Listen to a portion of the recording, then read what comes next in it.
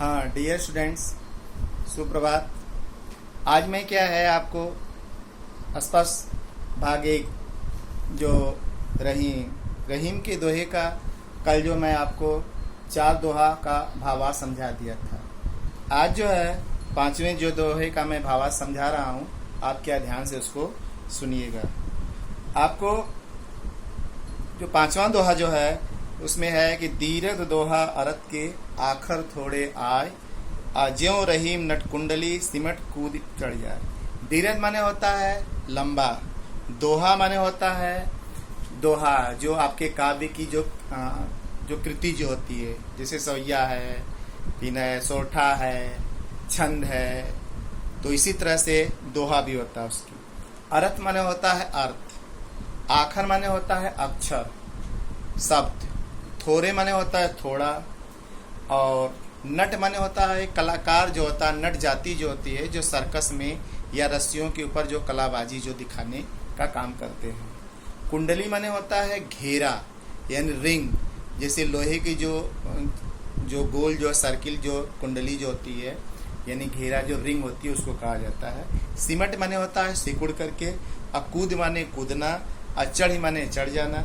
रहीम दास जी कहते हैं कि जिस प्रकार से जो कलाकार जो होता है, जो नट जो होता है, जो सर्कस में जो अपनी कलाबाजी दिखाता है, वह क्या करता है कि अपने विशाल शरीर को यानी अपने बड़े शरीर को आकार को सिकोड़ करके यानी छोटा करके बहुत शीघ्रता से बहुत जल्दीबाजी से उस फुर्तीबाजी से उस लोहे की कड़ी में से अपने आप अपना शरीर को निकाल करके जल्दी से रस्सी पर चढ़ करके वह क्या है कि कलाबाजी यानी अपना कला दिखाने लगता है।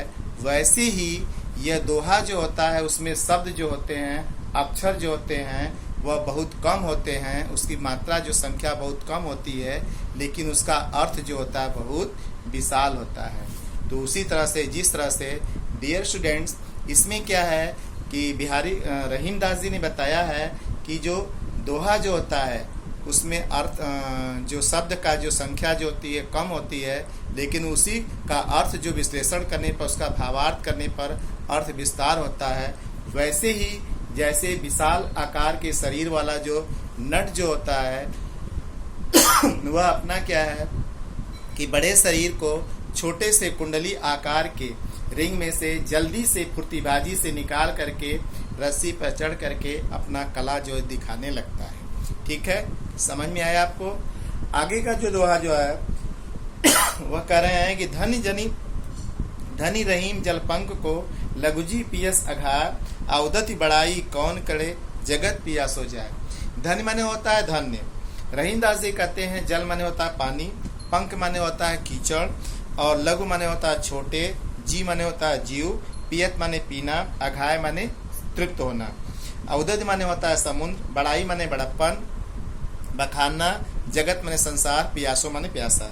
रहीम दास जी ये बात बताए हैं कि जिस तरह से छोटा जो कीचड़ युक्त जो तालाब जो होता है यानी गड्ढे का पानी जो गंदा जो होता है वह कीचड़ युक्त होता है, लेकिन वह पानी जो मीठा होता है उसको छोटे छोटे जीव जंतु, प्यासे जो जीव जंतु उस गड्ढे के जो कीचड़ युक्त जल को पी करके अपने प्यास को बुझाते हैं यानी धन्य हो जाते हैं। और जो संसार में जो समुद्र जो होता है वह बहुत बड़ा विशाल आकार का होता है, वह जल का भंडार है, लेकिन उसके किनारे पर जाकर के वह प्यासा व्यक्ति जो होता है, प्यासे जो जीव जंतु जो होते हैं वह भी क्या है वापस लौट करके आते हैं, क्योंकि वो उनकी प्यास बुझती नहीं है। तो वे उस जो समुद्र का जो है जल का जो है उसकी महिमा का कोई बखान नहीं करता, कोई गुणगान नहीं करता है, क्योंकि वह खारा होता है।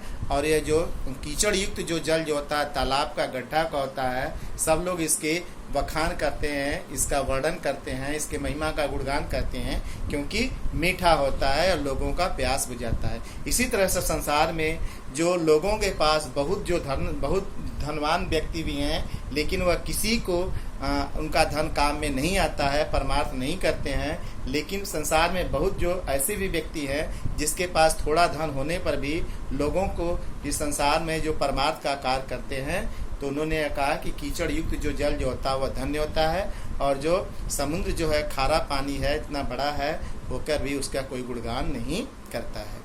ठीक है, आगे का जो दोहा है कि नाद रीच तन देत मृग नरधन दे समेत ते रहीम पस्से अधिक रीजों कछु न देत। नाद माने होता आवाज, रीज माने होता प्रसन्न होकर के, तन माने शरीर, देत माने दे देता है, मृग माने हिरण, और नर माने मनुष्य, धन माने धन दौलत रुपया पैसा, और कहें कि रीझे माने होता है खुश होकर। रहीमदास जी कहते हैं कि जिस तरह से जंगल में जो हिरन जो होता है, शिकारी जब कोई संगीत जो बजाता है, जब संगीत बजाता है तो संगीत पर प्रसन्न होकर के हिरन जो होता है संगीत की तरफ वह जाने लगता है, और वह संगीत पर प्रसन्न होकर के सुध बुध खो देता है, और शिकारी जो होता है उसको पकड़ लेता है। तो कहने का मतलब यह है कि हिरन जो है संगीत पर रीच करके खुश होकर के अपना शरीर न्यौछावर कर देता है।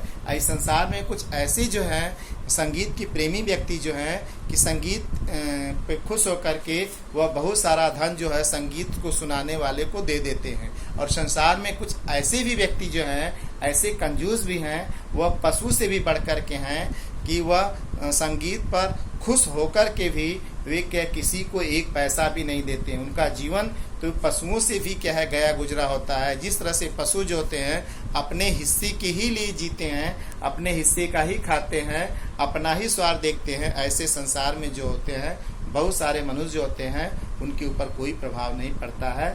और जो कुछ ऐसे भी मनुष्य हैं जो कि संगीत से प्रसन्न होकर के बहुत सारा धन जो है न्यौछावर कर देते हैं। आगे का दोहा जो है आपके कहें बिगड़ी बात बने नहीं, लाख करे किन हो, रहीमन फाटे दूध को मथे न माखन हो। रहीमदास जी कहते हैं कि मनुष्य संसार में जो रिश्ता नाता संबंध जो होता है बहुत महत्वपूर्ण होता है। कहें उसको संभालना बहुत जो है त्याग की भावनाएं होते हैं, बहुत संभाल करके चलाना पड़ता है।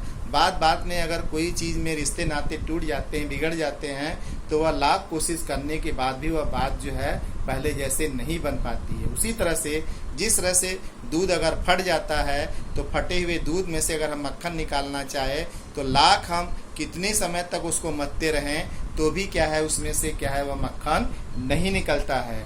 तो उसी तरह से अगर एक बार अगर हमारा संबंध अगर बातों बातों में मनमुटाव हो जाने पर बिगड़ जाता है तो वह संबंध जो है लाख कोशिश करने पर भी वह बात नहीं बनती है और वह संबंध हमारा मधुर नहीं होता। इसलिए हमें अपने वाणी पर विशेष ध्यान रखना चाहिए। इस दोहे में रहीमदास जी ने वाणी के महत्व के ऊपर उन्होंने बताया है। तो डियर स्टूडेंट्स, मैंने आपको 4 दोहा आज बताया हूँ। 4 दोहा जो मैंने कल समझाया था, इन 8 दोहों को आप क्या है अच्छे से देख लेना। अगर आपको फिर कोई दिक्कत होगी तो हम फिर क्या है कल आपको मुझसे चर्चा करना। अगर और अधिक जानकारी लेना है तो NCERT की जो वेब जो है दीक्षा वेब पर आप जाइए और वहाँ से आप इस पर डाउनलोड करके इसको विस्तृत रूप से देखिए। धन्यवाद।